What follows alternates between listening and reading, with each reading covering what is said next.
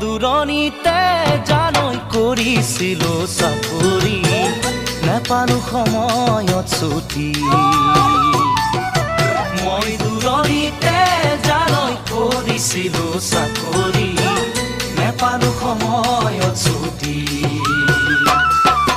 তোমাৰে ঐ বাতৰি